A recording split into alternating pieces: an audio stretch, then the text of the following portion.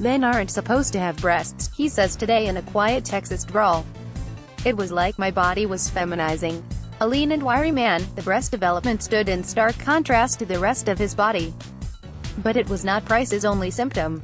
His beard growth had slowed, he'd lost hair from his arms, chest, and legs, and he'd stopped waking up with morning erections. My sexual desire disappeared, he says. My penis, I won't say it atrophied, but it was so flaccid that it looked very small in comparison with the way it used to be. Even my emotions changed. Related, the Men's Health Guide to Erectile Dysfunction, everything you need to know to keep your penis healthy for life. The first 3 doctors Price consulted diagnosed him with gynecomastia, or the abnormal enlargement of the mammary glands in men. Tests further revealed that estrogen levels in his bloodstream were 8 times higher than the normal limits for men, higher even than the levels typically seen in healthy women. Price's estrogen was so high, in fact, that the doctors were at a loss to explain it. One physician became so frustrated he eventually accused Price of secretly taking estrogen. He thought I was a mental case, says Price, still angry as he recalls the experience. Dispirited and in pain, he decided to try one more doctor, this time a fellow military man. Related video, he made an appointment with Lieutenant Colonel Jackie Louie, MD, Chief of Endocrinology at the San Antonio Military Medical Center.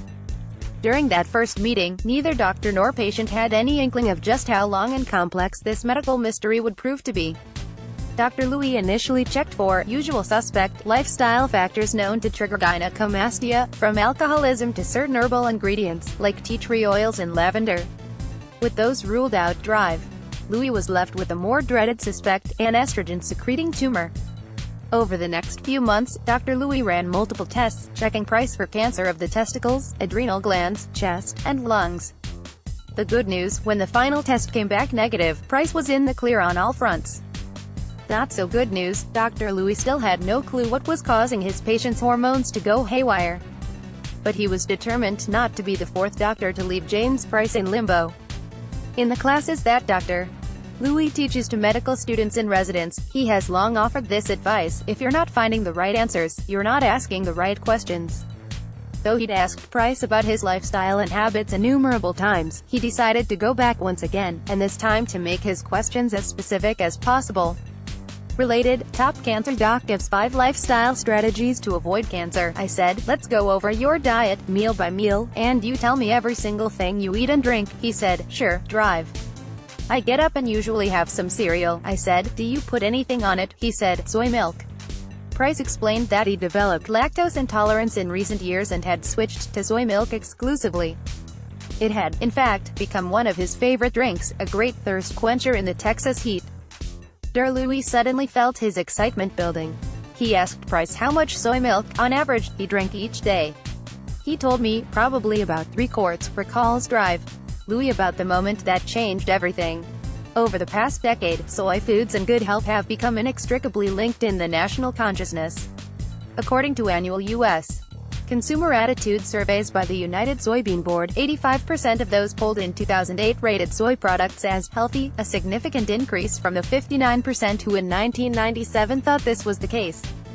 Many men, to be sure, are hard-pressed to explain why soy is supposed to be so healthy, but they take it on faith that they should embrace the bean. It's something you need to train yourself to like, you know, for the health benefits. My friend Larry, a distance runner, opined recently.